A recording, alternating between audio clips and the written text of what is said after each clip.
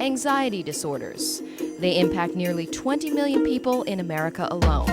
In fact, they are the most common psychiatric disorders affecting both children and adults. And with the increasing stress of living in the 21st century, on both a global and personal level, this subject is getting more attention than ever. There are several anxiety disorders identified in the Diagnostic and Statistical Manual for Mental Disorders, commonly known as the DSM. Though they share a common theme of excessive, irrational fear and worry, each anxiety disorder has its own distinct features and challenges. In this program, we are going to explore what are called specific and social phobias. Everybody has fears, but for some individuals, fears of certain objects or situations can become quite irrational and overwhelming. I don't want to have to go to the doctor.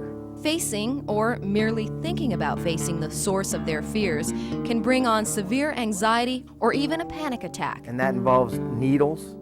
These are called phobias. These are fears that the individual labels as irrational typically. They know it may be unreasonable, but nonetheless they experience profound anxiety when exposed to the particular stimulus. Approximately 4 to 5% of the U.S. population has one or more clinically significant phobias in a given year.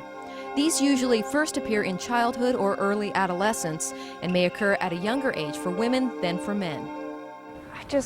Well, I can't get across town to meet them by then, and I can't get a ride, and I actually don't drive myself. You don't drive at all? Not really. Though common, phobias are often not diagnosed because people simply learn to avoid situations that cause them anxiety. No, I'm sorry.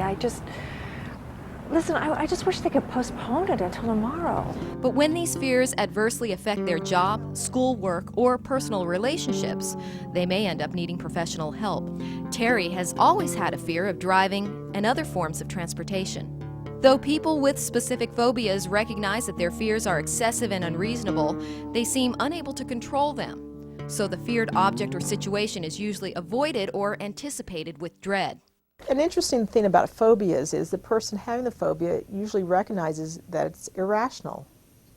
But telling yourself it's irrational, having the intellectual information that it's irrational, isn't enough to control it. The fear is so profound that, let's say, somebody where there's a spider in a room won't be able to go into their house because they're so frightened of it.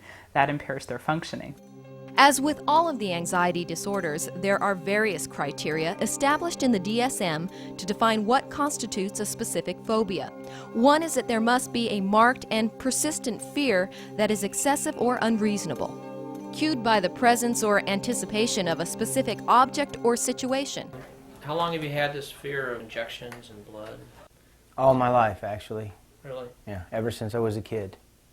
The next criterion is that exposure to the phobic stimulus almost invariably provokes an immediate anxiety response, which may take the form of a situationally bound or situationally predisposed panic attack. In children, the anxiety may be expressed by crying, tantrums, freezing, or clinging.